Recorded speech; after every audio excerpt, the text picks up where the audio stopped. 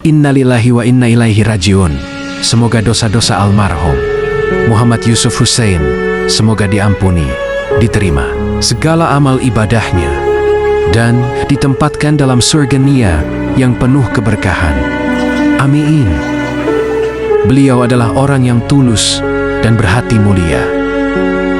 Bayangkan jika kita mendapat suatu pertanda atau firasat bahwa nyawa kita tidak akan lama lagi. Sebagian orang percaya bahwa orang yang akan meninggal biasanya sudah menyadari hal tersebut. Mereka lalu melakukan beberapa hal yang dianggap tak biasa, dan di kemudian hari seakan menjelma menjadi surat perpisahan bagi sekitarnya. Selain tersadar untuk segera melakukan rencana yang belum terrealisasikan, kita bahkan bisa merencanakan akan mati dalam keadaan apa. Jika itu membutuhkan perlakuan medis, kita tahu benar bagaimana tubuh kita diperlakukan dan ditangani. Kita dapat menentukan bagaimana bentuk pemakaman yang diinginkan, termasuk siapa orang-orang yang ingin kita lihat di saat terakhir. Mungkin penjabaran ini nampak dramatis, tapi setiap orang memang memiliki keinginan sendiri dalam proses kematiannya. Orang yang sadar bahwa malaikat kematian sedang bersiap menjemputnya akan memiliki setidaknya sedikit waktu untuk merenungkan bagaimana selama ini dia menjalani hidup. Dia akan mendapatkan pemahaman bahwa hidupnya telah cukup membawanya berpetualang, dan menerima kenyataan bahwa masanya berpetualang sudah habis. Meski banyak juga yang tetap melakukan penolakan terhadap kematian atas dirinya sendiri, sehingga menutup mata dengan penuh penyesalan. Hanya saja, penerimaan atas kesadaran kematian menjadi salah satu motivasi bagi seseorang untuk meninggalkan beberapa pesan terakhir kepada orang di sekitarnya. Selain menyiapkan peninggalan lain yang berupa materi, orang yang akan ditinggalkan mungkin juga akan membuat rencana terkait apa yang akan dilakukan ketika saat itu datang. Dalam agama tertentu, diajarkan tentang prosesi penuntunan menyebut nama Tuhan pada saat sekarat. Terdapat keyakinan bahwa dengan menyebut nama Tuhan di saat terakhir akan mengantarkan orang meninggal ke surga.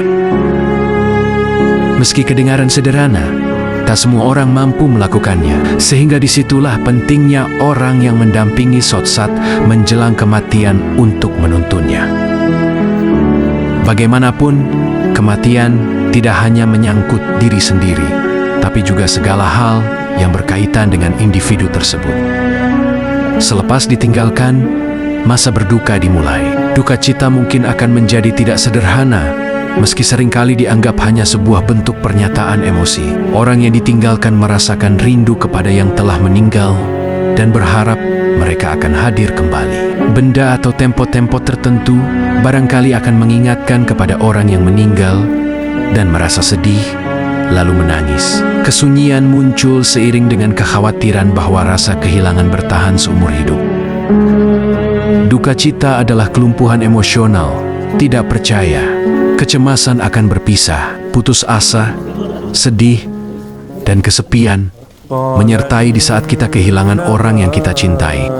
Pada awalnya, orang yang ditinggalkan merasa terkejut, meski mungkin telah dilakukan persiapan sebelumnya. Kematian tetap terasa tiba-tiba dan begitu cepat sehingga menimbulkan rasa tidak percaya. Inilah yang terjadi ketika kita menangis sesaat setelah melihat kematian. Sadar atau tidak, terdapat bagian diri yang menolak adanya kematian. Kita merasa marah dengan keadaan yang ternyata tak bisa dikendalikan, sehingga membuat kita kehilangan orang yang disayangi.